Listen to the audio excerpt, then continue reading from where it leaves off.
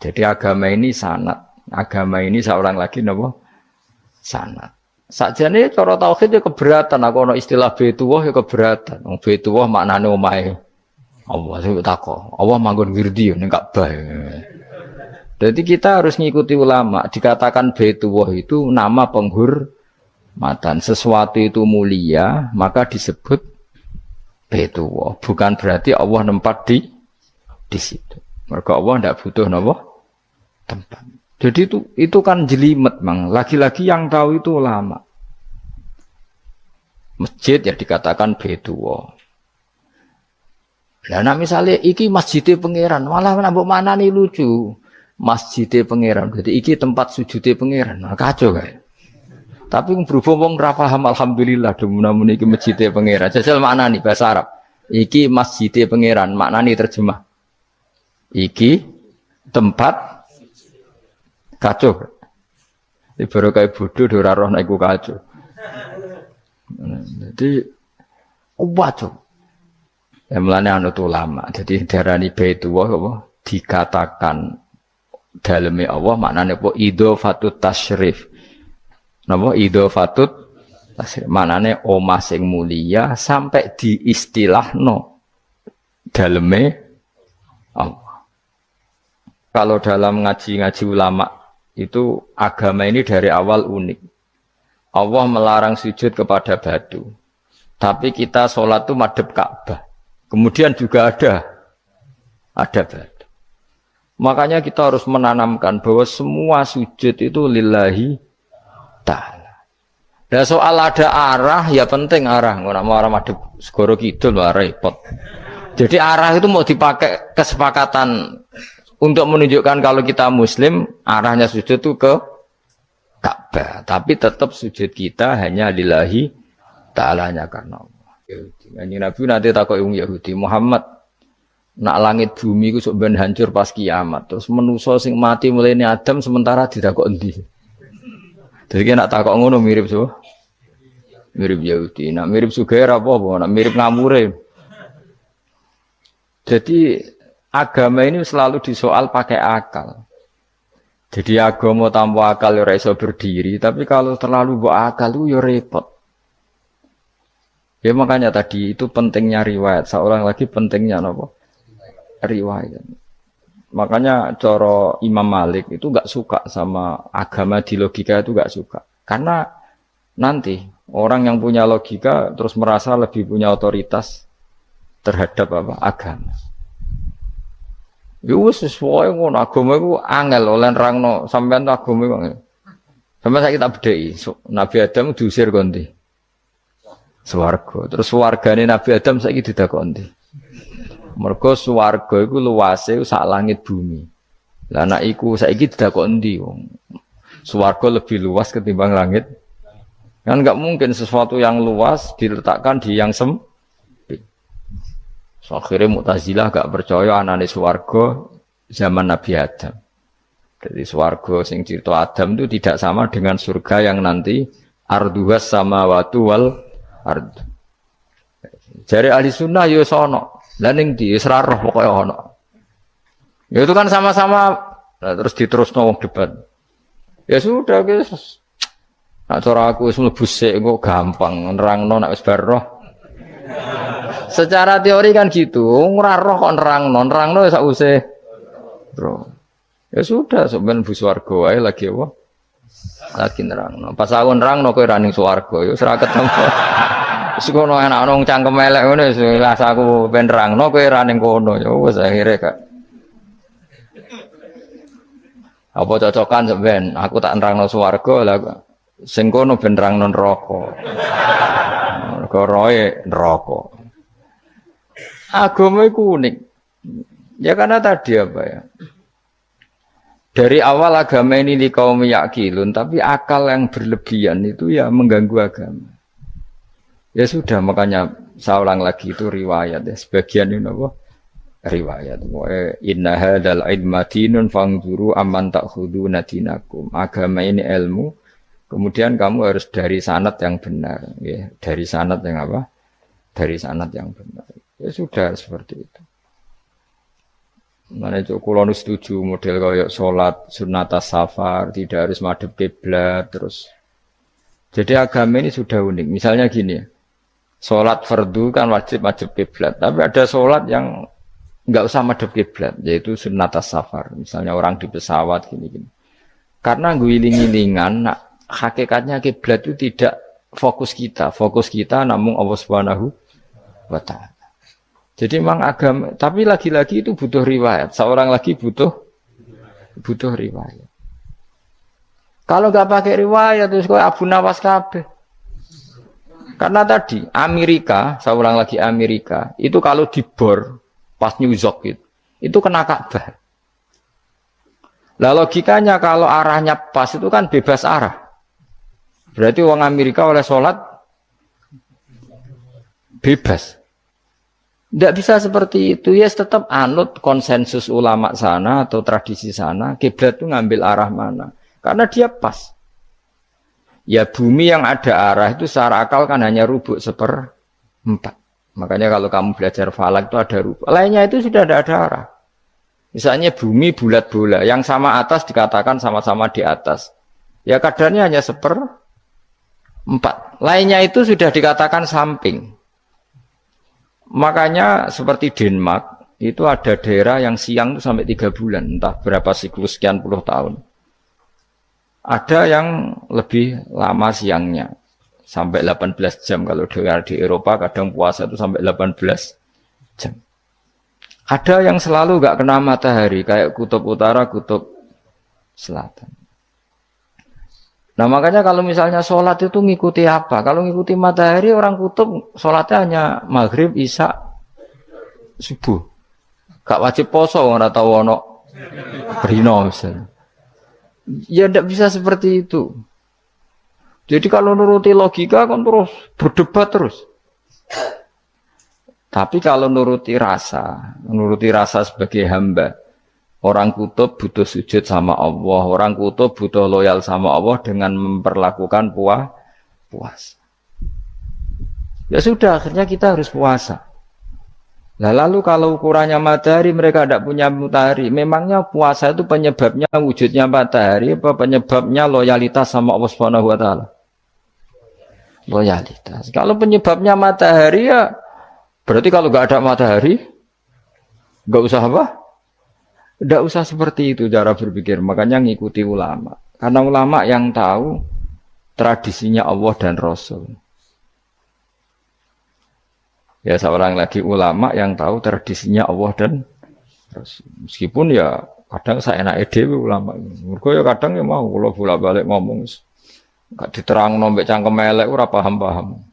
Makanya masyhur itu ada kiai di debat sama orang rodok PKI. Pak Kiai, kalau setan dari api masuk api kan biasa. Terus susahnya apa? Mau materinya dari api. Terus Kiai itu mek lemah, sawurna raine. Loro cung, nggih sakit. Jare wong kok lemah, kena lemah kok loro. Karena serak kena diterang no. Manusia materinya kan dari tanah, berarti kena dipendem urip-uripan. Piye ya? Ya loro ya, lha ya jare kok lemah kok dipendem ning lemah kok. Karena dijelaskan pakai lisan yang baik, gak paham-paham. Sebenarnya kita ini ingin selalu baik, tapi ada orang-orang diterangkan cara baik-baik itu paham. Kayak misalnya ana wong kondo, Gus kula nu bojo kula cerewet ngene-ngene, apike kula pegat dicereweti bojo mbek diarani duda iku lara ndi? Oh lara diarani duda isen. Kue payu rabi dicereweti, ambek ra payu rabi jomblo, sakit mana? Sakit distatuskan jomblo. Malah kena dicereweti sabar prestasi baru. Mesti wong ku diwolak-walik. Lan jar wis kula tak malan kula seneng mbek Imam Syafi'i.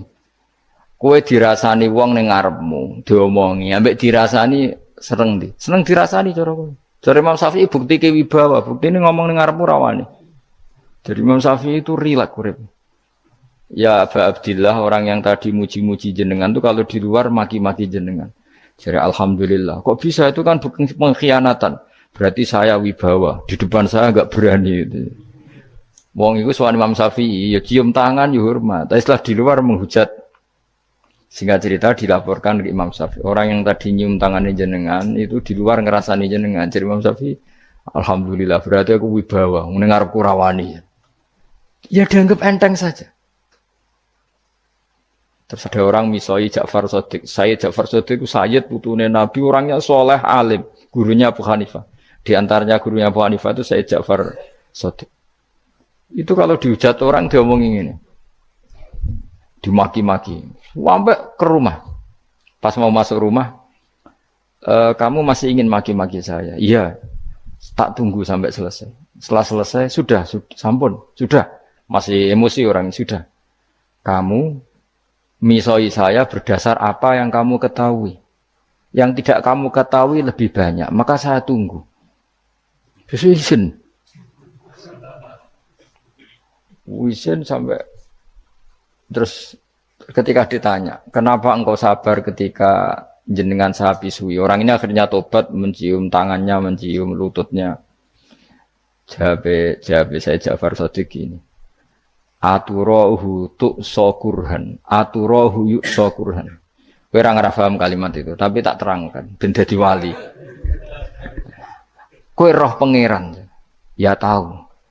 Sing durakani pangeran tuh banyak enggak? Yang maksiati pangeran tuh banyak enggak? Ya banyak. Lah yo pangeran sing di langit bumi wae dimaksiati, apa meneh trimo aku. Akhirnya terus jadi orang-orang soleh itu cara berpikir itu di luar kapasitas kamu. Apa ya? Mereka itu hanya Allah, taunya itu hanya Allah. Aku kan enggak egois, harga diri. Mana ada agama berdasar harga diri itu kalau dalam bahasa Arab disebut hamiyat al-jahiliyah itu gengsi nopo jahili. Makanya ketika saya berkali-kali cerita itu ada seorang ulama dipanggil tetangganya nom. Setelah sampai situ sudah kembali saya tidak butuh kamu. Setelah sampai rumah dipanggil lagi sudah kembali lagi sampai 3 kali. Ulamanya tetap ceria, tetap nyaman. Ketika ditanya, kenapa engkau tetap nyaman? Wahai pemuda, kamu itu tetangga saya. Kata Allah dan Rasul, nak kue iman be Allah Rasul, kon ngapi itu tangga, kon ngundang aku ya teko. Ya seneng nuruti perintahnya. Ketika kamu nyuruh saya kembali, ya saya kembali. Memang itu keinginan kamu. Kue tanggaku, aku kon nurut be tangga. Aku ora urusane be kue. Aku mau nyaman be perintahnya. Oh, nangis pemuda tadi itu tobat. Kalau kamu kan warga diri orang kok dipimpong. Nasi gak bakat wali blas. Jadi orang dulu itu nyaman. Karena yes pikirannya namung Allah Subhanahu wa ta'ala. Umar bin Abdul Aziz itu termasuk khalifah paling soleh setelah periode sahabat. Itu mau kapundhut itu semua ketika keluarganya menangis. Kenapa kamu menangisi saya? Ya karena engkau mau mati. Memangnya kalau mati mau kemana aja? Ila khairi madhubin ilaih, ke zat terbaik. Terus aku mbok kon urip awar kowe gak jelas iso ngrumat aku ta ora. Nah Allah malah jelas. Saiki apik ndi urip mbek wong ora jelas sampai sing jelas. Ya wis kapundhut. Kowe kan gak mati ku wedi. Dosane akeh. Lah mungkin nek urip terus ra dosa apa to ngene. Gaya tok asline. Dosa kula cek kathah Gus kok mati terus. Ya malah apik mati biar dosa meneh. Biasa wae nek apik mati biasa karena potensinya kamu urip suwi ku dosane apa taat meneh. Ya jawab. Potensine. Dosa meneh apa taat meneh? Apa ya dosa ya taat. Terus pas mati pas taat atau pas dosa? Ya ora usah ngono biasa ya. Ape mati ae matur pangeran Gusti nak saya ini mati nggih. Mati mawon nak saya ini urip nggih. Urip mawon Gusti semua anut jenengan wis. Zaman kula urip sing ngrumat nggih jenengan mungkin sampean mati sing ngelola nggih napa? Jenengan pun donya sing ngurusi jenengan. Kan sebenarnya kalau kita berpikir gitu kan nyaman. Zaman kamu hidup yang mengendalikan jantung, paru-paru, oksigen juga Allah. Dan kamu enggak tahu caranya, tahu-tahu Tapi setelah mati dikubur kamu iskal. Lalu sistem pernafasan saya gimana setelah saya mati? Memangnya zaman yang dunia kowe roh. Oh karena ada oksigen. Nah, terus oksigen wujudnya karena apa? Kowe ya ora roh. Oksigen dari zat gini lah zat iku kok sapa ya ora roh. Mau gaya tok ngomong mau tetep akhirnya ora roh. Lan kadang kula gawok mbek wong goblok wis ora roh kabeh dari awal semua alam semoga gak usah nerang. Nah, artinya gini, kalau zaman di dunia kamu tidak bisa mengelola diri kamu sendiri, juga sama setelah mati tidak bisa mengelola diri kamu sendiri. Semua itu al-amru biyadil, semua itu dalam kekuasaan Allah Subhanahu wa ta'ala. Ya sudah, alaihi tawakkaltu wa ilaihi unib. Ya sudah, kita pasrah saja dan kita hanya kembali kepada Allah Subhanahu wa ta'ala. Ya sudah, itu agama. Tapi nak bawa logika pakai akal. Wah itu orang mati itu sudah nggak bisa apa-apa, sudah jadi tanah gini-gini. Ya, masalah catekar rak yang ngerti, nek jadi tanah itu tidak bisa apa-apa. Tapi masalahnya kita ini dikendalikan oleh zat yang bisa mengelola semua. Yaitu Nabi Adam diciptakan juga dari tanah. Ya sudah hanya berdasar riwayat itu yang kita akhirnya meyakini setelah kita mati juga bisa hidup lagi. Iki rasa khawatir, iblis itu ya dhaif, iblis ya lemah. Nyatane ya kowe tetep ngaji jalalan. Berarti ora sukses menyesatkan. Kodang di kowe iblis. Ya kodang sampean, kon ra ngaji tetep ngaji. Kon paham tetep ora paham. Berarti iblis itu enggak keren loh. Betul, saya setiap melihat orang sholat itu menyaksikan kekalahan apa? Iblis. Jadi iblis itu ya kalah ora kok hebat ya ora. Biasa mawon, ora usah sing hebat ya namung pangeran. Dari awal iblis wis menyerah ngadepi orang sing ikhlas. Ikhlas itu dimulai dari awal. Cara bahasa Inggris pokoknya hilir sampai hulu sampai hilir itu kudu ikhlas kabeh. Misalnya kita duit, yakin nek iku wae Allah. Sehingga kita ketika ngasihkan orang itu kamu enggak merasa itu milik kamu. Sehingga enggak gampang ngundat. Selagi itu kamu benar keduanya awalnya salah itu masih mungkin tidak ikhlas. Uang ini milik saya, tak kasihkan kamu dengan ikhlas. Kalimat milik saya ini menjadikan suatu saat kamu jadi undat-undat karena milik saya. Tapi kalau ikhlasnya dari depan, uang ini milik Allah, ilmunya bahak milik Allah. Terus tak kasihkan kamu juga hambanya. Dari awal kan merasa saya tidak punya apa-apa.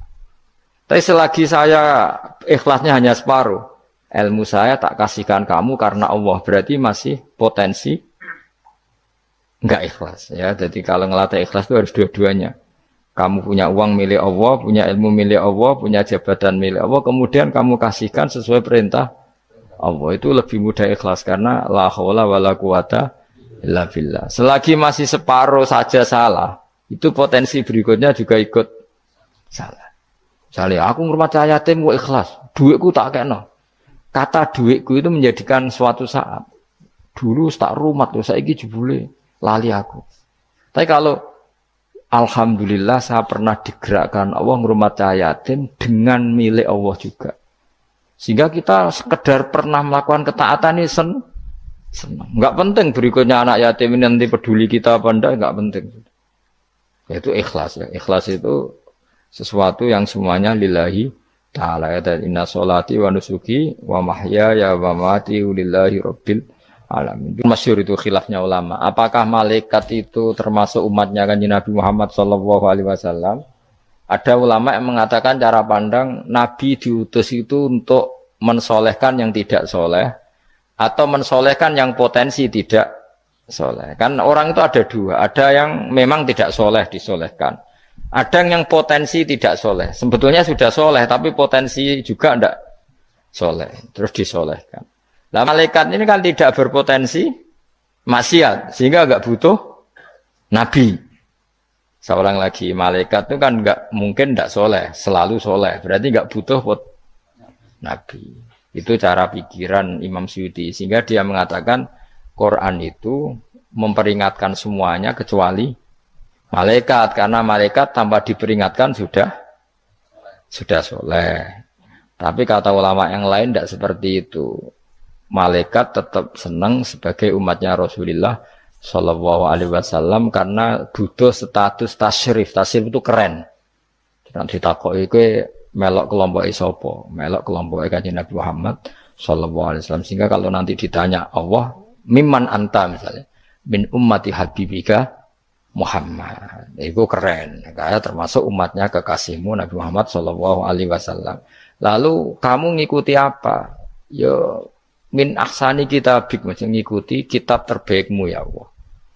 Sehingga mereka ikut umatnya Nabi bukan karena disolehkan, tapi karena tasrif, satu kehormatan. Itu yang diikuti ulama. Tradisi kita ahli sunnah ngikuti yang pendapat itu. Ngikuti bahwa malaikat pun suka dikategorikan umatnya Kanjeng Nabi Muhammad Sallallahu Alaihi Wasallam karena nambahi tasyrif. Nambahi apa? Tasyrif. Masyhur itu Imam Suyuti dalam hal ini kita ngikuti ulama mayoritas, bukan ngikuti yang ini. Masyhur kan Jibril ditanya, kan itu ketika Jibril ketemu Nabi Muhammad ditanya, untungnya apa kamu jadi safir? Safir itu kira-kira terjemahan bebasnya panitia saya. Jibril itu kan ya jauh dari langit turun bumi, dari langit itu kan jauh. Terus kamu untungnya apa? Karena Jibril itu tahu betul peristiwa yang pernah dilakukan Allah. Yaitu kayak apa malaikat yang di langit bisa diusir karena kesalahan tertentu. Malaikat yang sok suci kayak siapa itu Harut Marut juga dihinakan seperti itu. Dan Jibril tahu betul Allah itu yaf'alu ma yasha. Jadi yang sekarang malaikat bisa saja jadi pokoknya tahu betul Allah bisa melakukan apa saja. Karena Jibril tahu betul Allah karena dia ketua malaikat. Kan kita tahu misalnya ada sejarah siapa? Harut Marut dari malaikat menjadi hina seperti itu. Terus Jibril akhirnya tanya, ya sudah, Jibril punya apa? Terus ditanya Nabi, kamu untungnya apa setelah jadi safir saya, jadi panitia yang ngurusi wahyu. Terus kata malaikat Jibril, saya tidak pernah merasa aman.